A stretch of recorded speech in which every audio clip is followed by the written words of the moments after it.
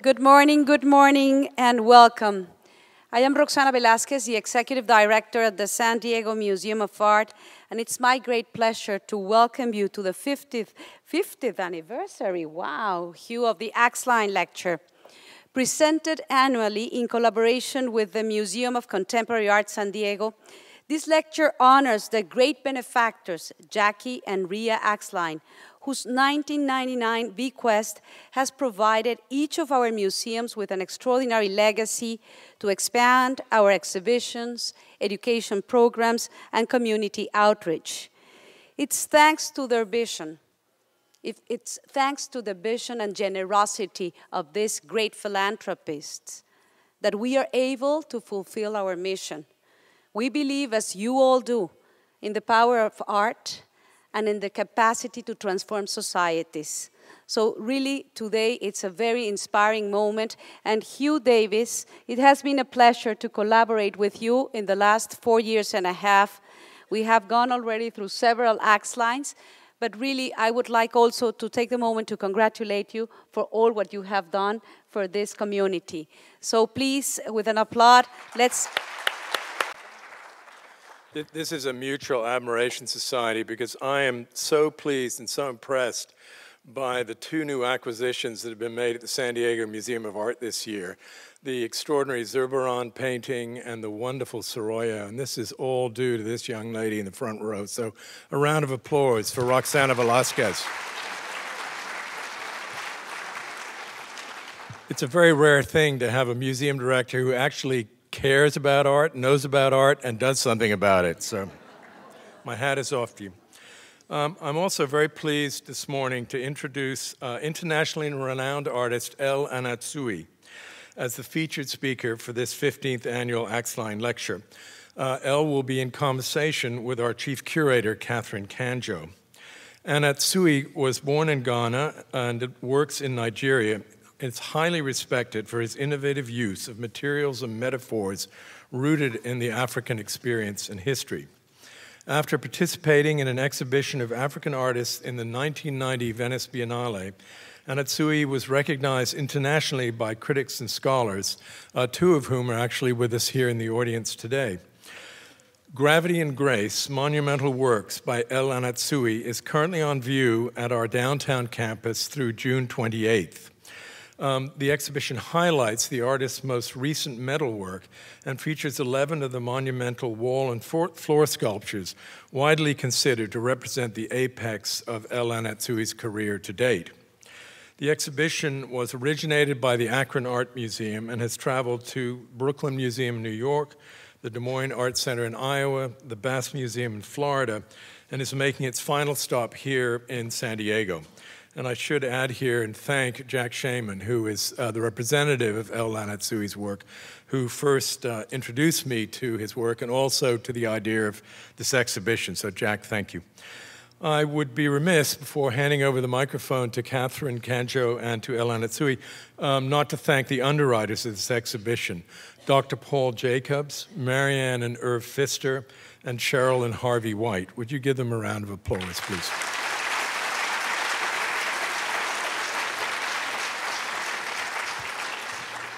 I also want to thank Marianne and Irv Pfister for generously underwriting today's Axline Lecture and the brunch that preceded it. In addition, I want to just take a moment to thank the San Diego Museum of Art's board president, Robert Hayes, their trustees and their members, and also the president of our board, Matt Strauss, our trustees and our members for all your continued support. And if you are not a member of both museums, I encourage you to join us both.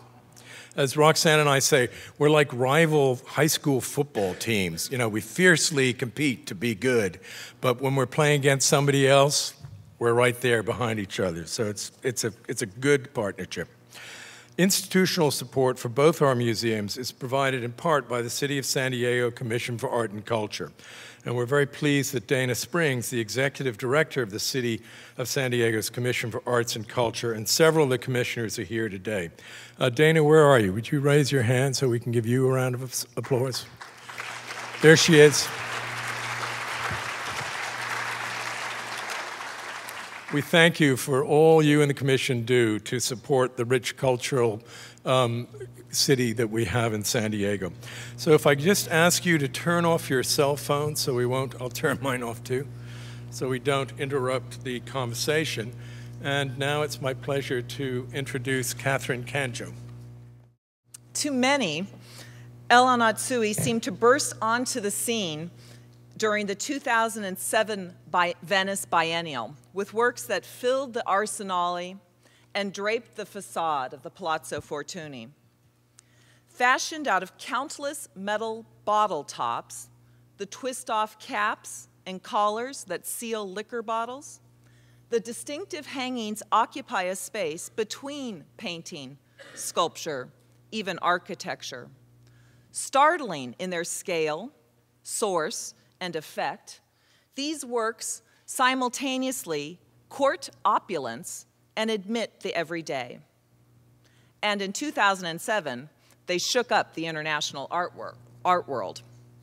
But of course, the artist wasn't new to the scene, and certainly not in Africa, where he had exhibited since the late 1970s. As Hugh mentioned, the artist was born in Ghana in 1944. Anatsui was reared by his uncle, a Presbyterian minister, and schooled at the Kumasi College of Technology in Ghana, which was still operating under a Western pedagogical model. So he supplemented his formal education by visiting the local culture center to better understand indigenous artistic techniques. By 1975, Anatsui moved to Nsukka for a teaching post at the University of Nigeria. Working as an artist, both his Western training and his regional studies affected his artwork, and he became recognized for his innovative use of local materials and rich metaphors rooted in the history of Africa and presented in abstract forms. His ceramic broken pots from the 1970s depict fracture, yet suggest transition and regeneration. Indeed, reuse and regeneration remain abiding concerns for the artist. His wooden sculptures and reliefs of the 1980s and 1990s used reclaimed wood, often the house post of ancestral homes or the mortars and pestles of food preparation, as well as purchased lumber, all of which the artist marks, cuts, and scars with chainsaws, hot rods, and saws, breaking them down before building them back up. Anatsui's career flourished, and by 1990, he began to exhibit internationally, first in a group exhibition at the Studio Museum in Harlem, his first appearance, as Hugh mentioned, in Venice in 5 contemporary African artists, so that was in 1990, a group show. He was also included in an exhibition at Japan's Satagaya Museum that traveled widely. He was featured in the Osaka Triennial, as well as a one-person show in London's October Gallery. By 1998, this increased visibility, coupled with the artist's shift to working with discarded metals, cassava graters, can lids, and finally those bottle tops, liquor bottle caps, milk tin lids, aluminum printing plates, these humble and symbolic materials find new life as massive yet mutable sculptures that change with each installation. The accumulation and transformation of individual elements into larger expanse allows references to the material's original function to remain, even as the sum of the effort evokes new associations of scale. In this way, Anatsui creates an art that represents specific ideas specific to his life and environment, yet also speaks to universal themes of change, human connection, and innovation. It is an impressive body of work, and we are delighted and honored to welcome Anatsui to San Diego. You grew up during a period of active decolonization in Africa. During the 1950s and 60s, more than 35 countries gained their independence from colonial rule. Your birth country of Ghana in 1957, and your adopted country of Nigeria in 1960. So I'm wondering if you can tell us how your education at the University of Science and Technology reflected Western thought, and how, if at all, it integrated an African ethos.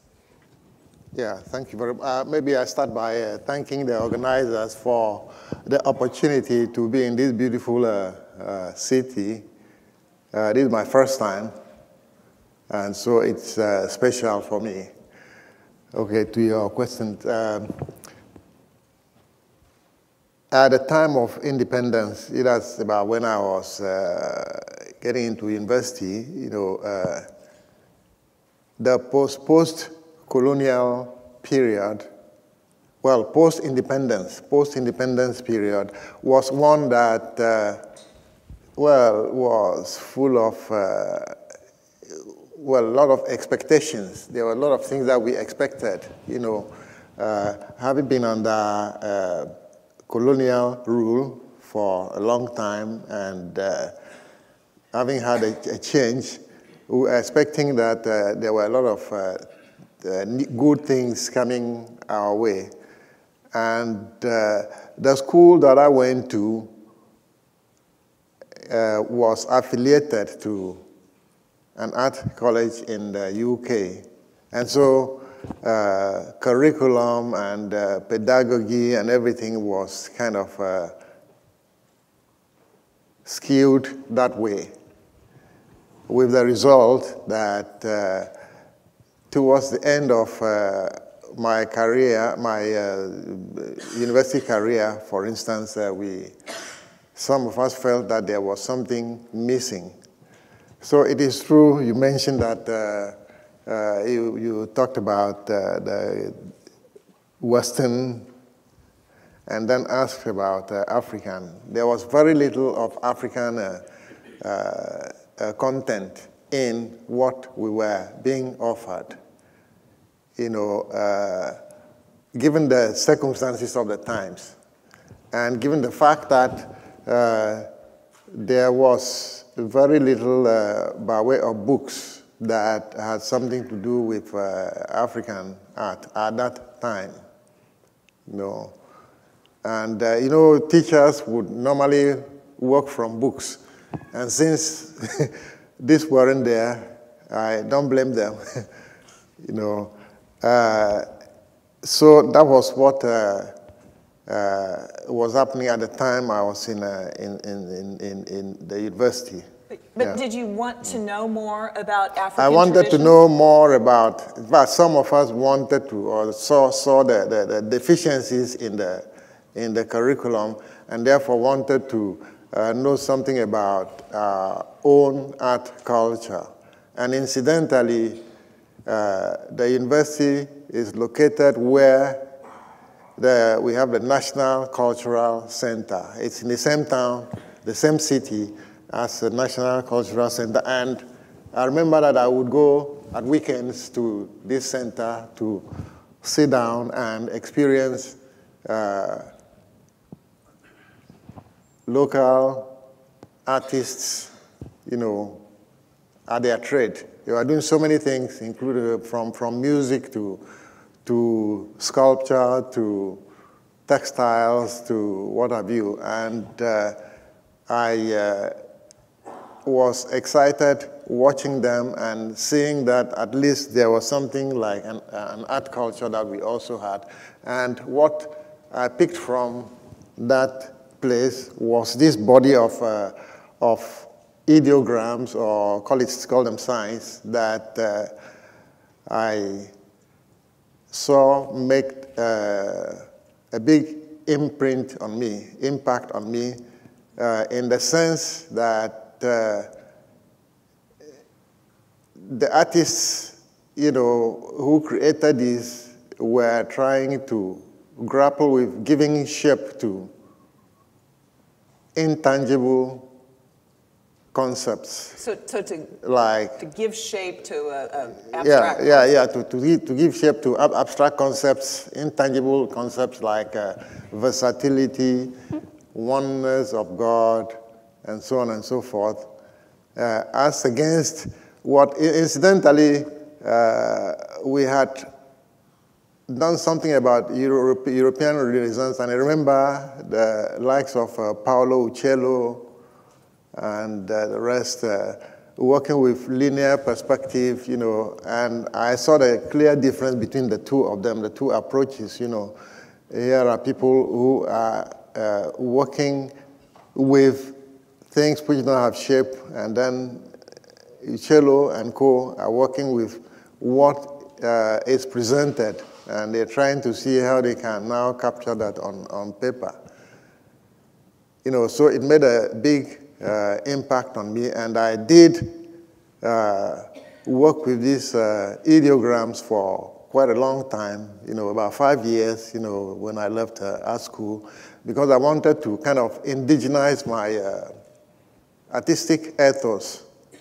You know, I wanted to have something that, you know, is from my own heritage. But you took those symbols, those ideograms, and which would have been found typically on fabric, on Adinkra cloth, is that right? Yeah. And you translated them into your own artworks, first on wooden trays. Yeah. How did you apply them? As a sculptor, when I finished, I consciously decided that what I have to do, I have to work with media that found in my environment. And the first medium that I found, incidentally, was man-made, ready-made trays. Trays that are very large, about this in diameter, that are normally employed in the market by women to display their wares. You know, they will have tomatoes and onions and dried fish and other things on them. And this was the support that I thought I should give to my sculptures. And having been inspired by these textiles signs and ideograms, I kind of thought that it would be a good idea if I bring these away from the textiles and then put them onto these trays, these wooden trays. And so I devised a way of using these hot metal rods, you know, and imprinting these signs onto the trays. So I was working with totally available media and processes right from the beginning, because I believe that if, as an artist, you pick something which would present problems for you about availability, then you are done for. And therefore... So practicality on one hand, you wanted to work with materials that were around you. Yeah, practicality, and also trying to do something that relates to my environment. Because when I outdoor these pieces that I created on the trays, I could see that people related immediately with them, because these are trays that they commonly see in the market. And seeing them transformed in that way was kind of exciting to them. They could relate to them very well. Well, and speaking of the trays, which were fashioned of wood, I know so many of us think of you as working with metal, but let's stick with this idea of wood and talk about the particular kinds of wood you use. Well, first of all, I'm coming back to some of these images that we flipped through before. When you go to see the exhibition downtown and you go to the Wirtz Gallery behind the glass doors, you'll see a number of these wall reliefs. They're multi-part pieces, and they're individual units that are then, each unit maybe is 4 inches by 2 feet or something like that. And they're aligned side by side in a simple pattern that you could see here. They queue up. But there's two things that are happening. There's the pattern that you make, the picture, the image, if you will, on the surface of the wood. And then there's the construction or the composition of how the individual elements are put together. So it seems to me that there's this play between, even in these very early works, between sculptural and painterly concerns. So, and of things being made together, taken apart, and put back together. And so I see this attention, maybe, of the synthesis and the disruption that occurs in your early work that continues to occur today. So I'm wondering if you could talk a little bit more about how you work with materials by breaking them down and reconstructing them. Yeah, well, I started with the trays, but then I didn't continue with them because I had to move from Ghana to Nigeria, and for your teaching post. Yeah, and therefore I had to start thinking about something else. Now, these pieces that are in the show actually came about after I had a stint in an artist residency in Massachusetts, Cummington, Massachusetts, and I had a chainsaw to work with, and then discovered that it had a very peculiar and unique quality that attracted me about it, and I wanted to use it as to explore it as a tool, you know, to create my sculptures.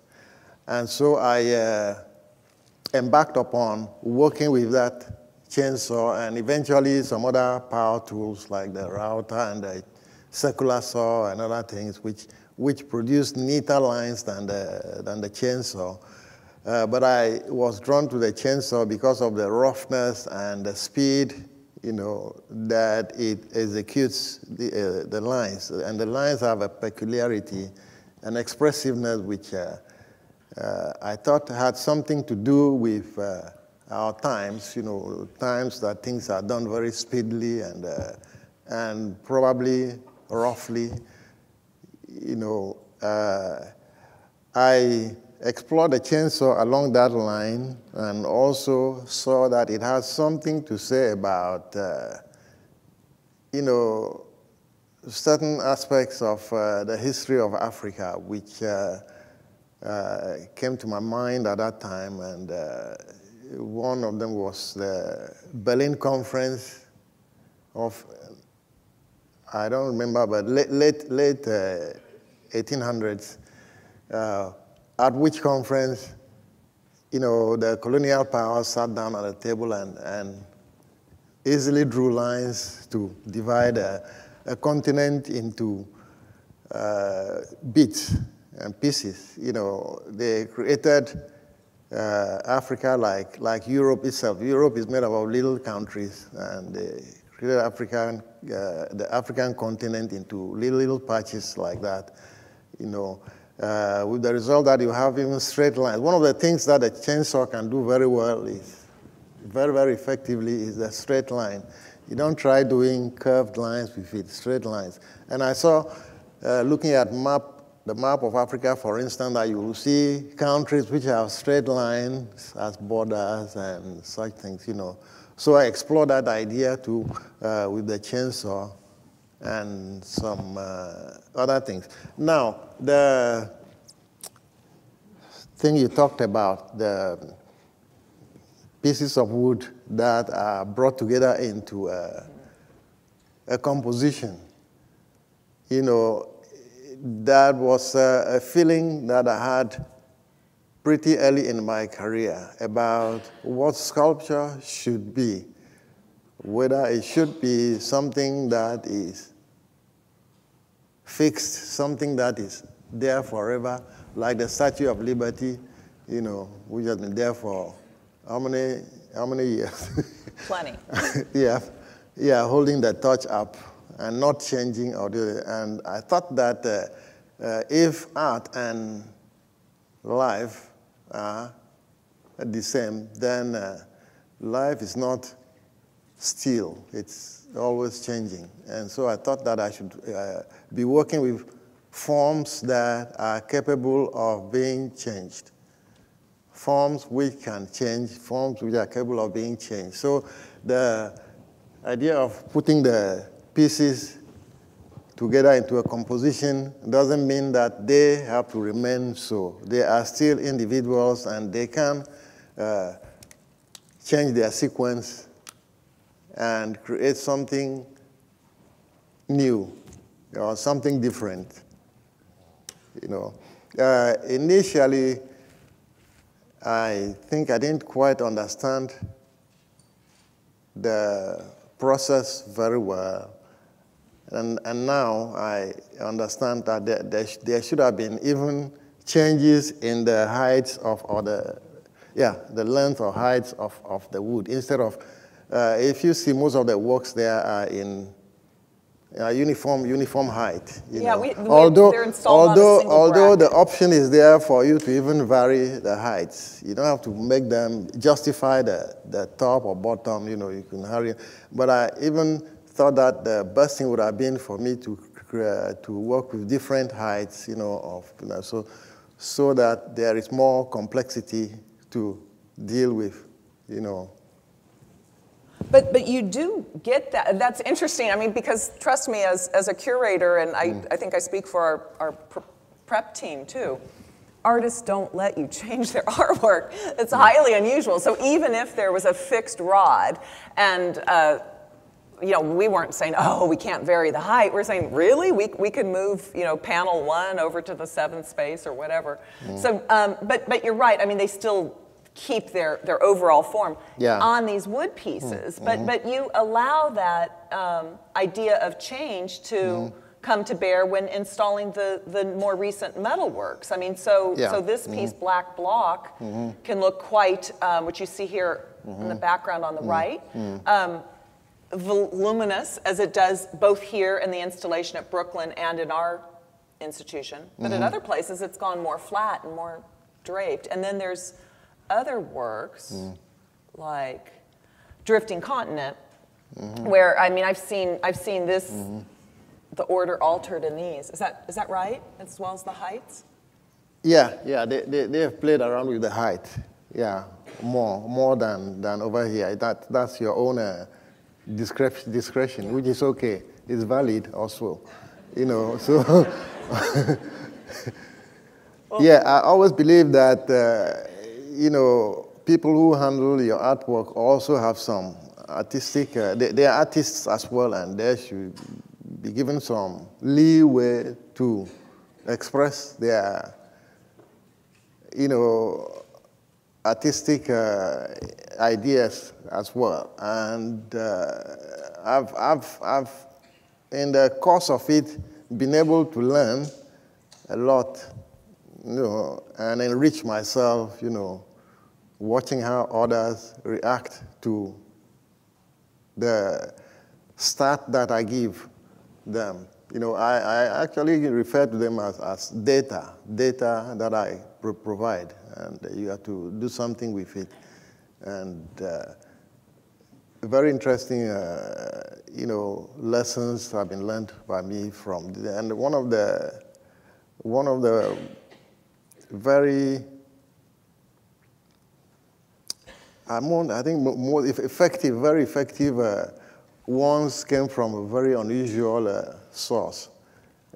Some 3 or 4 years ago, I was invited to contribute work for the Vatican. There's a show to celebrate the 50 years of ministration of the Pope at the time.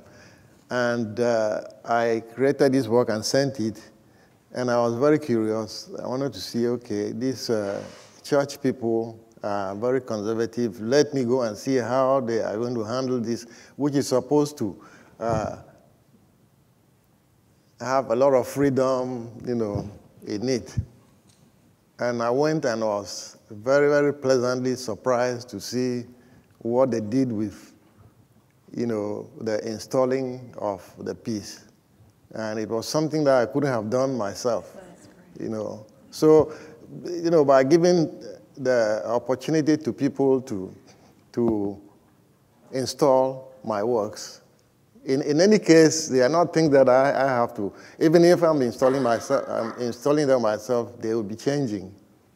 They can't be the same, And so it's kind of a learning process that I provide for both the people doing it and then for myself. Yeah, it's a generous impulse. I mean, because you have been talking about how you've learned from it, but to allow others to become part of that process is is generous. But it also suggests this idea of continuum of time, you know, that you've made it, it gets reshaped by someone else.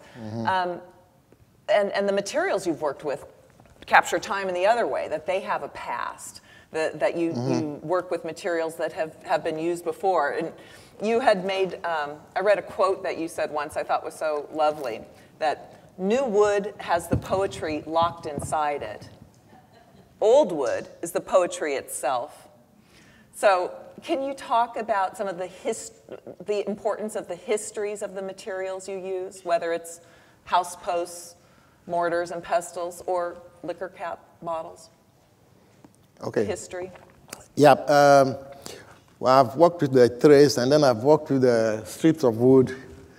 And from the strips of wood, I eventually moved on to working with wooden objects that humans have used. And in the location that I stay in Nigeria, you know, the village is next to the university, and then I'll go to the village at weekends to look for wooden objects that people are there. Old windows, old this thing, but the commonest object that I found in the village was a mortar. So the mortar is it's ubiquitous. The mortar you find it everywhere. For pounding, yeah. And I thought that the mortar is a very good metaphor for life. You know, when it's new and viable, it is given very great attention and given very severe use. But when it grows old and develops a crack, then it's abandoned, and you know, and that's about the time that I collect it and give it a new life.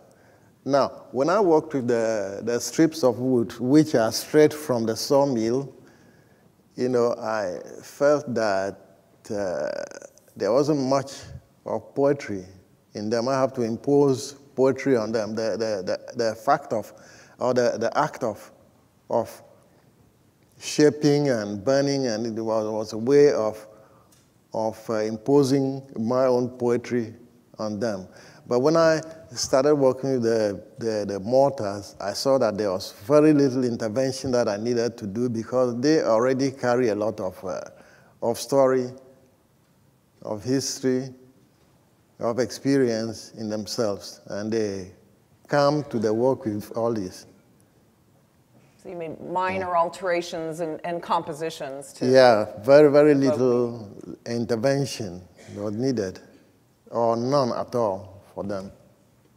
Well, and then let's talk about metal. As I mean, we know about the bottle caps, but first you worked with these rusted, perforated panels of iron cassava graters. Later, you use the metal plates from printing presses, which we see in waste bags. I'll try to get that. And ultimately, the metal lids of cans, and then finally the aluminum caps and collar bottles. And like the wood, you take that metal and you alter it. You cut it, you clip it, you burn it, you fold it, you give it new shape and alter it without ever concealing what it was. You may think it's a pile of gold coins, but when you go up to the work, you understand what the material is. So I wonder if I can ask you to talk about one work in the exhibition, if I can pull it up, which is waste paper bags. So there's 7 outsized bags. They measure up to 10 feet high, 4 feet across, and you see them here filling the Strauss Gallery, standing, skewed, toppled. The composition, again, chosen.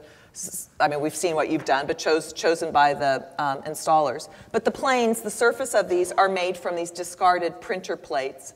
And I'm wondering if you can talk about how the material itself, these plates, and maybe what's on them, the content of them, help determine the composition.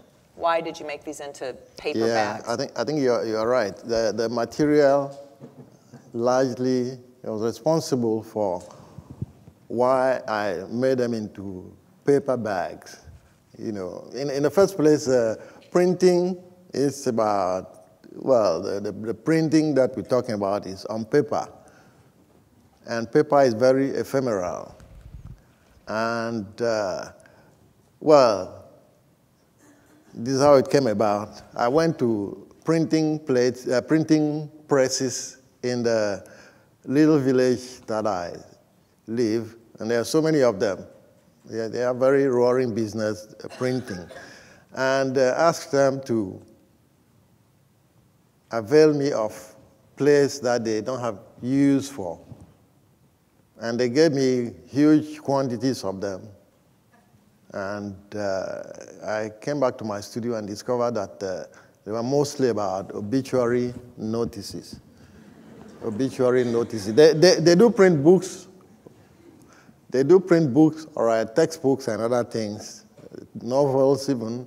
But then these are not ones that they can give away because they might need to reprint. You know, so here was I with obituary notices. And the first thing that struck me that when I took them to the studio was that me and my assistants were busy reading all the information on this thing. Well, it's not that we don't know that lifespan in our part of the world is rather short, very ephemeral.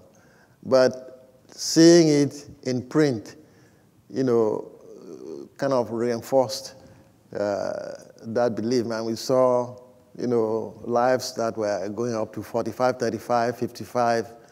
Occasionally, you'll find 101 or 98, you know. But, you know, the bracket was 35, 55, you know. And so I thought that these lives are very ephemeral. And so created the work and made it a basket, you know. Not only that lives are ephemeral, but a lot of them are wasted. You know, so came the idea of waste paper basket. You know, the work has traveled over 10 venues or more. And initially, you would see a lot of the obituary notices on them. But when it goes to a new venue, for instance, and there are breaks and cracks, and then we would use a new thing to cover it. And so eventually, over time, most of the obituary notices have been covered up. But you can see, if you look closely, you'll see some of them still there.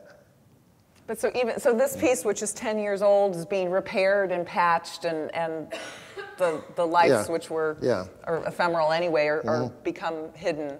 But and not to move away from this more sort of potent conversation of mortality and what, but to talk about the composition of this, I always look at this and do a double take and think, so they're made from printing plates, you know, rectilinear, flat, and smooth, which is not what you see here. So you take these plates and you effectively, you age the plates, really. I mean, and kind of cure them to a point where you can manipulate them.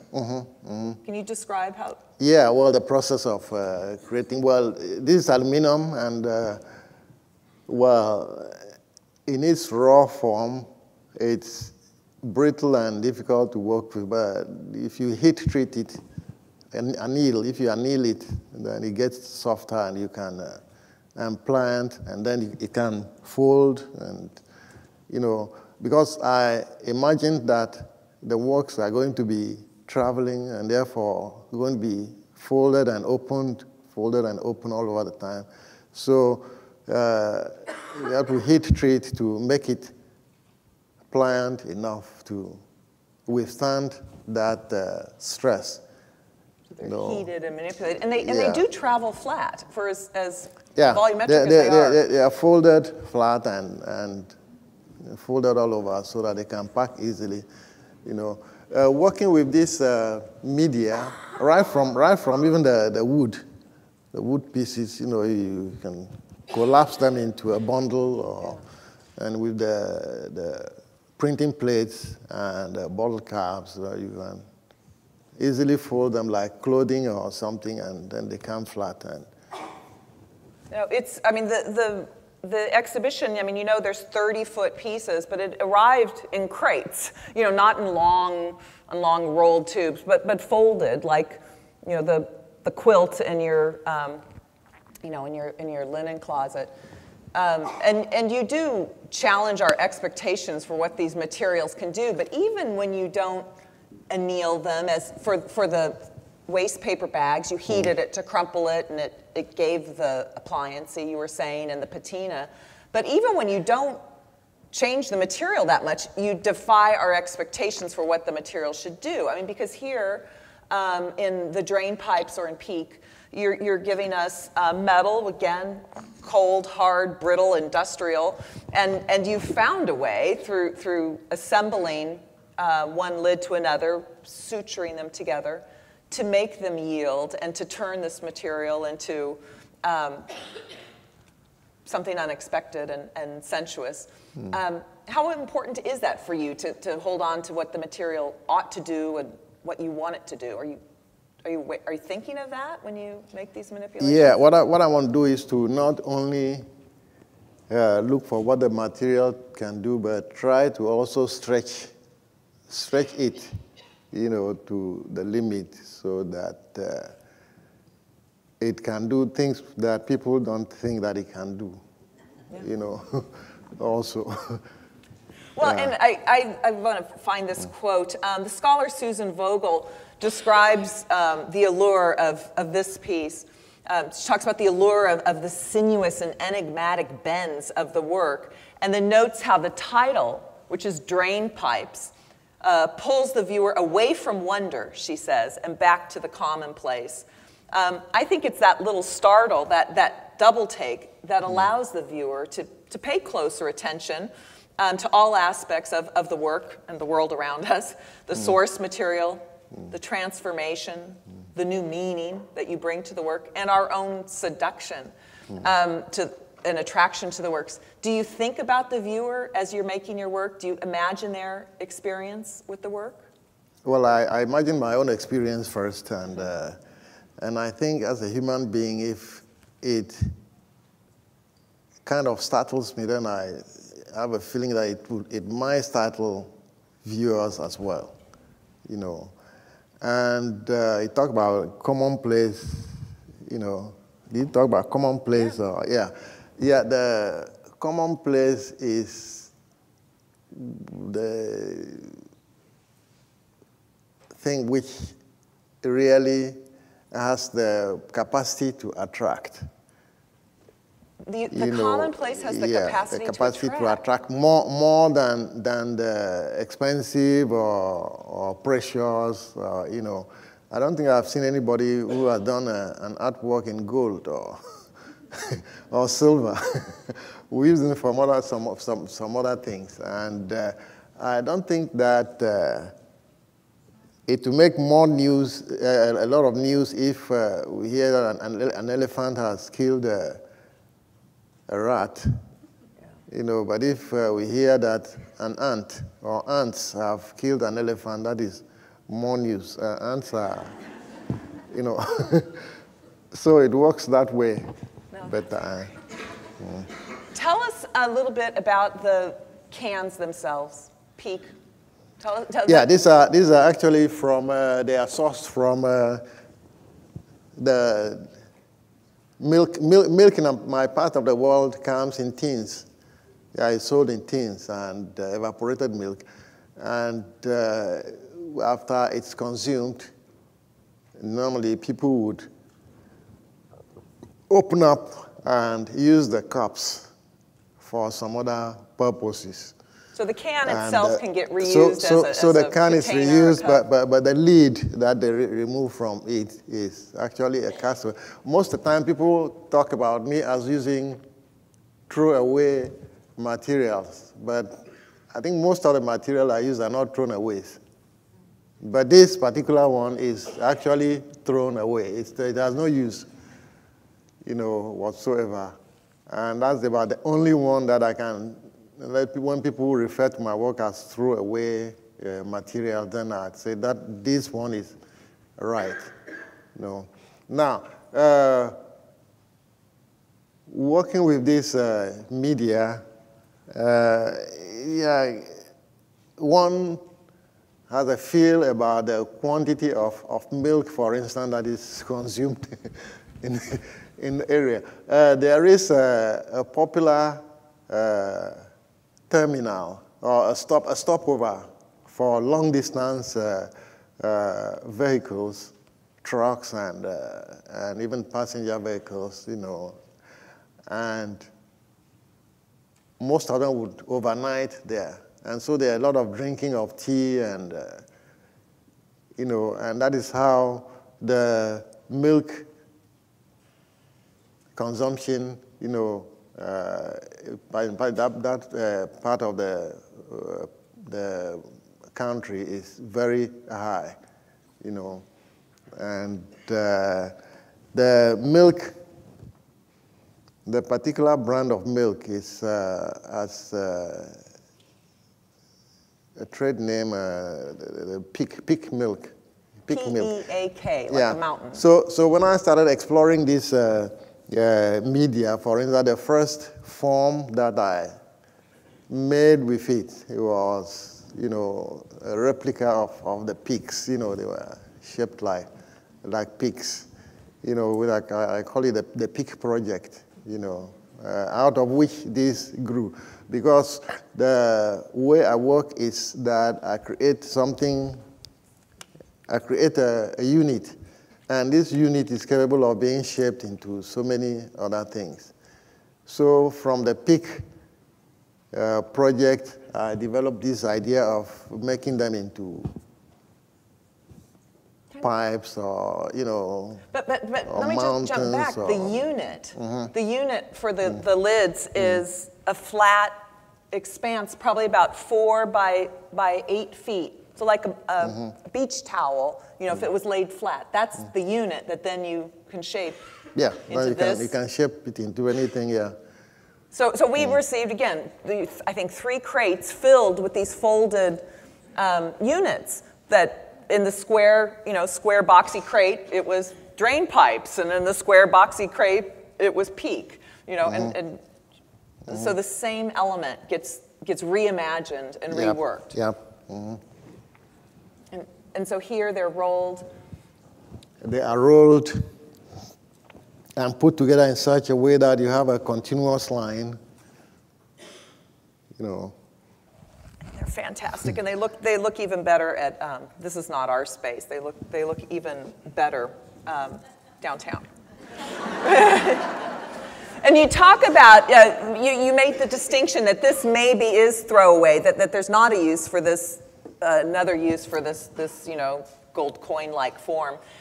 So just to follow up on that, to say that the bottle caps that you use, the liquor bottle caps. These days, you're purchasing them from distilleries where they've been taken to be recycled, that the aluminum would be recycled and the bottles would be refilled. And so with those forms, you've developed a full palette of shapes by folding, cutting, and bending those metal elements, the collar, the cap, and the ring that holds the two together. If I understand it, the first was a plain unit of the flattened neck of the liquor bottle. But by now, there's probably 15 forms that you use. And I wonder if this process at all was like learning a language of seeing what you could do with these few elements and what you could say with them. What surprised you along the way of working with this new material? Yeah, I have to confess that when I started working, the first bottle cap piece that I made, I thought was going to be a one-off. You thought it'd be a one-off. And and that it was going to be a short. It was going to be a short run, maybe one or two pieces. But as I kept exploring it, I saw that it had so much potential that. Since '98, when I did the first one until now, new ways of handling it, have shown up. Initially, I was thinking of sculpture only, and therefore I didn't pay much attention to some of the elements that it had, like the color, you know. Yeah, but when I discovered that the color had some essence too, I turned attention to it and worked with the colors for quite a long time now. And I've discovered that though I'm going too much attention to color, and I'm now trying to pay attention to the metal. It's a metal quality of it by using the side which doesn't have color. Right. So let me just point that out. So I mean, all of these really are two-sided. I mean, so you have the printed color from the branding of the material, but inside it's silver. So when you see something like this that looks like a silver tile, when you turn it over, it's probably bright yellow with the you know, the brand name of the liquor on it. Yeah. Yeah, in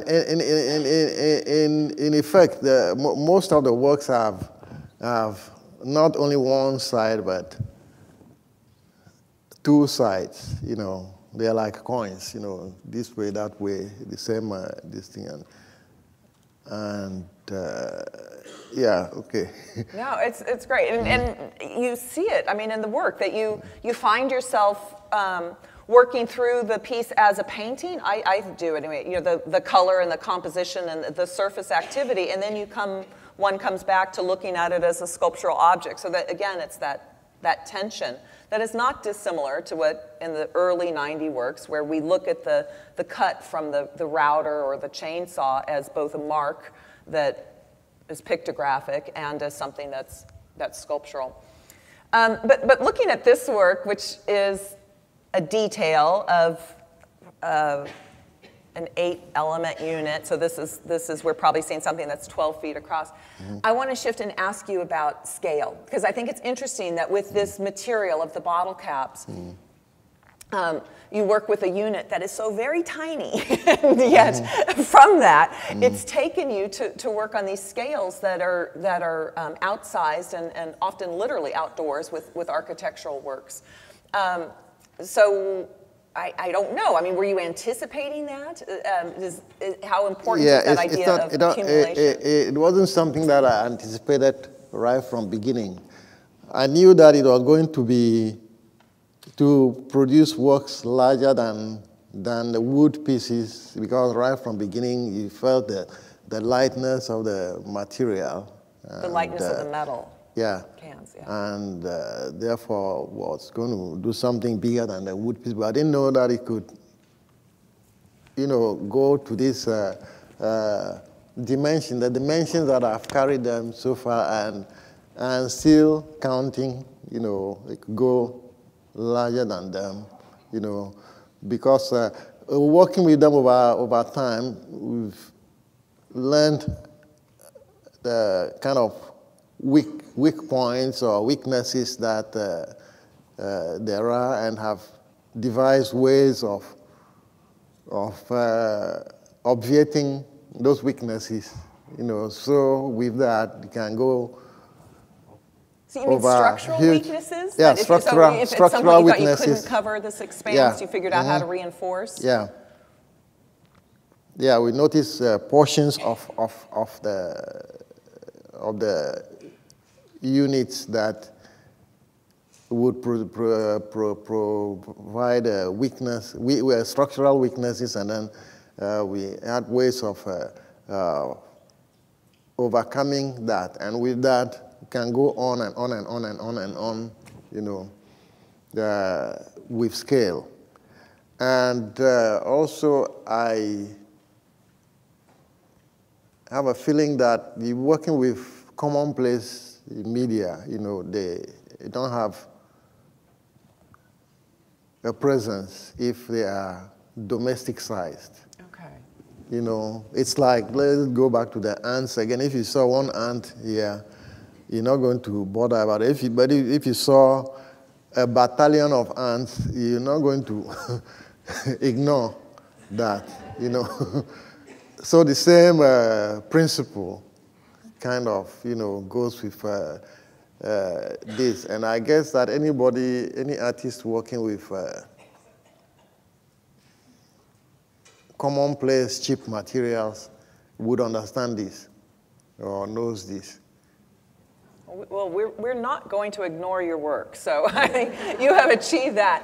But as another aspect of the scale, I wonder if you could talk about compositionally. When we were talking about the lids, you told us how you work with this unit, a certain size, and then from that's that same unit that you use again and again.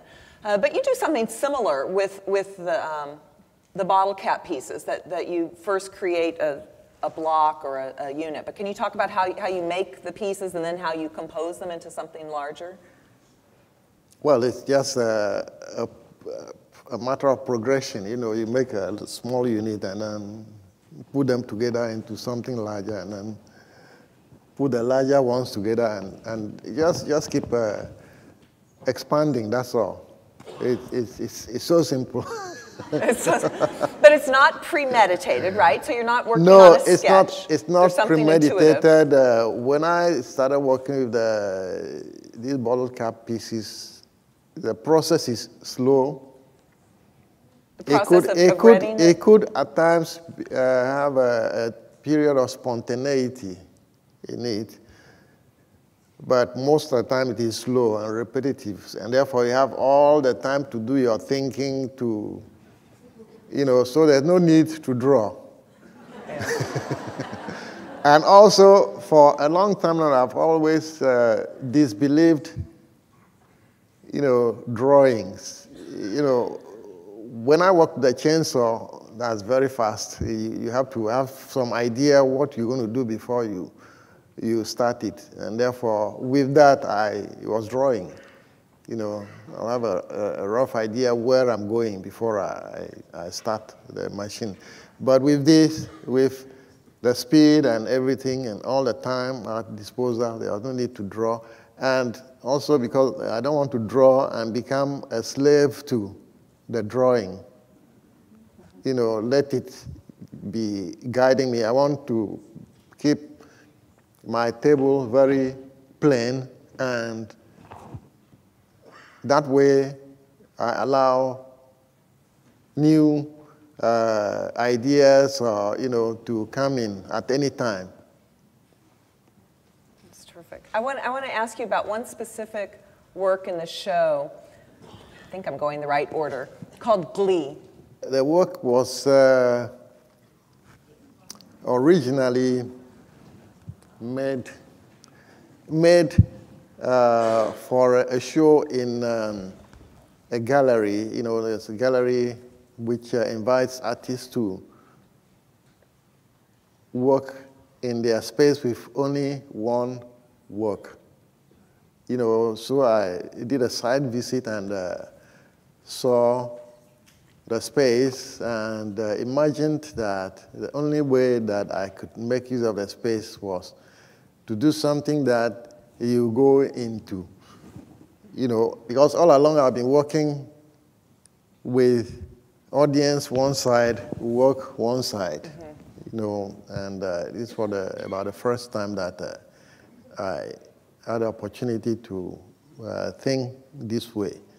And after the site visit, I came back, and at that time I had discovered that I've used a lot of the bottle caps, and what was left in large quantities was the rings that you have at the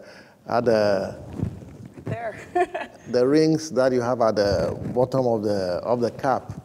I have huge quantities of them left. And I started thinking about what to do with them, and so the idea came to make them into rings and bunch them together. And when I did it and looked at it, I saw it had this quality of transparency, and I've worked with the idea of the wall as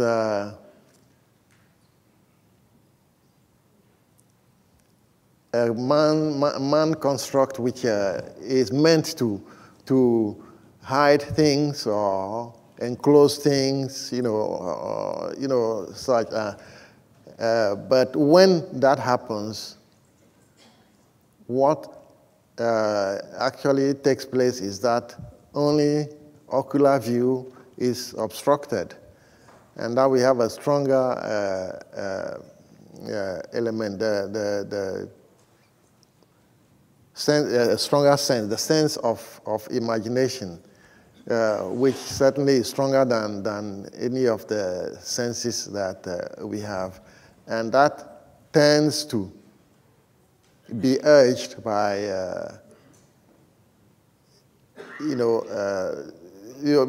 to go over the wall, over what the eyes cannot see behind. It will leap over and go to see. In that sense, the curiosity, that is generated makes us imagine probably a lot of things at the other end of the wall, at the other side of the wall, than probably are there. And I feel that in that wise, the wall is a transparent thing and not an opaque thing. And so, having looked at the units that are created with these round these things, and I saw that they had transparency, I decided to play with that idea and create these walls, which had several layers, but you enter the space, you are within the walls, but people can see you and you can also see them, just like what experience the real wall gives to us, the opaque wall gives to us. It's a terrific way to link back to the early works where you talk about looking at a map and seeing the border or what defines the edge and the maybe aggression of the mark with the chainsaw. And I think the hopefulness of this lacy and inviting installation. So you all can look behind the other side of the wall when you go see the exhibition downtown. And I think at this point, we have time to take just a few questions from the audience if questions remain after all of your great comments.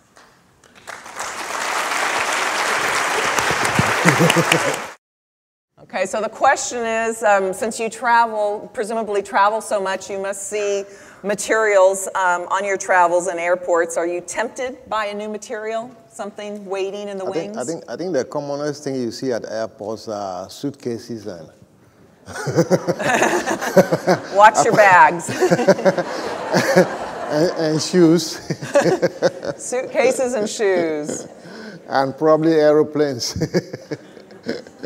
Yeah, all those are there, and they could invite my curiosity anytime, But I will say, the materials that have captivated you over the years have come from your more immediate environment, and seem even as your work is seen on the international stage. He said I'm traveling all the time, so my environment is now widened. Interesting. Yeah, to include airports. There you go. So look for the shoes next. Asking if you can explain about the survivors and that sensibility. Okay, yeah. Well, I have to apologize. I have some bit of challenge with hearing. Aqua's Surviving Children, that work I created somewhere in Denmark. When they invited, Denmark did their slavery project only in the Gold Coast, which is now Ghana, my country. And they were celebrating 100 years of the abolition of slavery or something, and they invited me to come and do some, to create something to mark that. And I went there and, the first problem was where to work. because I had to find something that has a link with what I'm invited to intervene in. And they took me to so many places, and I couldn't find a link. Finally, we visited somebody, and my host told him what I was there for. And fellow asked, "Have you taken him to the hammer mill?" He said no. So following day, we went to the hammer mill. The hammer mill is a mill that produces, well, let me make it short, produces nozzles for guns. Yeah, and anybody who's about my age or around that in my country would know what is meant by den gun. So when I went to this thing, the idea immediately struck. So this should be the place for me to work, in the forge. It's a forge, actually, that produces gun nozzles. Because den guns certainly were the guns that were used in slave raids in those days. And I was very lucky to be brought to a place where they make the nozzles for those guns. And so I said, okay, this is the place to work. I had no idea about forging or metal work at that time, but there were people to assist. So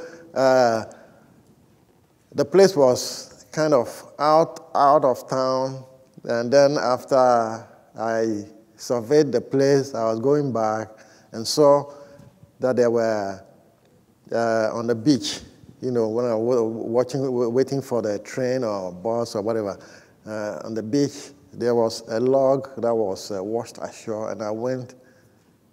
I was curious. I raised it, and I saw it was something that had been out at sea, because there were metal nails and other things on it. So it had been used at sea. And so the idea came to work with, but I looked around and there was another one, not too far, yet another one, and so say, okay, then there'll be lots of these washed ashore. And so the idea came, I asked for a vehicle, and then they took me around, and I collected quite a number of these wood pieces which were washed ashore. And the symbolism is this, that wood of the type that I was seeing grows on land.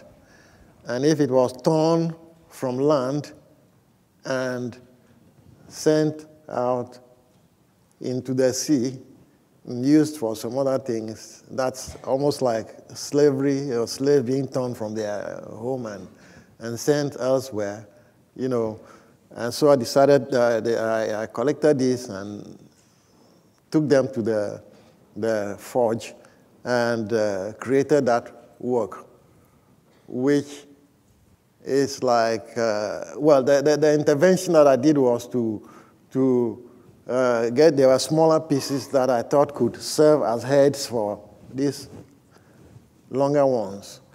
And the intervention that I did was to make very long nails, nails about 10 inches or 12 inches long, which was very easy to make in that forge. And use this to attach the heads to. And then use the fire of the forge to burn one side of the heads. In other words, I've discovered material which has been exposed to the sun, to water and wind. And I thought that the third element to complete their experience would be fire. So that was the idea of burning the faces of it to create a this work, which is called Aqua's Surviving Children. So the question is simply a question of how you process the works in your workshop with your studio assistants, who works with you. Oh yeah, my studio assistants are just young men. I work with commonplace or ordinary things. So these are not special people. They are not art students. They are not artists. They don't have any intention to be artists. They are just people who, well, it happened this way that I needed some people to come and help, and these are people living around the studio. I called one or two, and they came to help, and they liked the experience. And so following day, they came and asked whether they could help again, and so the whole thing started. And the experience, I think, was still very good for them, and other people heard about them talking about the experience, and so others would come in as we are working and say, can I help? I say, yeah, join. And so that's how the whole thing, it's not like I set up to employ people. I didn't advertise to employ people. It's just something which grew organically in this thing.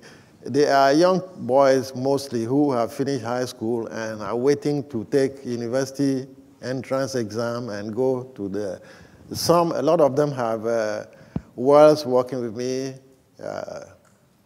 passed and gone to universities and done different courses. And you know that not until recently, when two of them went to do fine arts, the rest of them would do things like economics, engineering, medicine, you know, computer science, you know, those are the kind of courses that they went to do. And when they are in school, during holidays, most of them would come back to assist in the studio as well, you know. So that's a kind of this synergy or whatever, which just developed organically and naturally. That will not say it, but it does pay these people, and he has paid their way through school and university. So he has basically moved more than 40 of these people through school and university.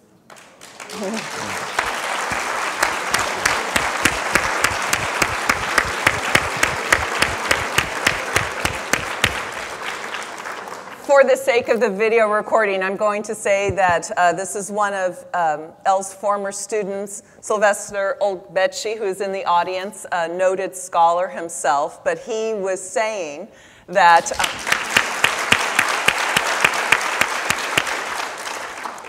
he was saying what Elle was too modest to say, right? I'm hearing is that that through their employment at the studio, these students are able then to afford their tuition, that Elle helps them attend school through his support. And I think we all want to go work in the studio now. But if you can't do that, at least go to the downtown show and enjoy the works. I'm grateful for you all spending your morning with us, and thank you for being here. Thank you, Elle.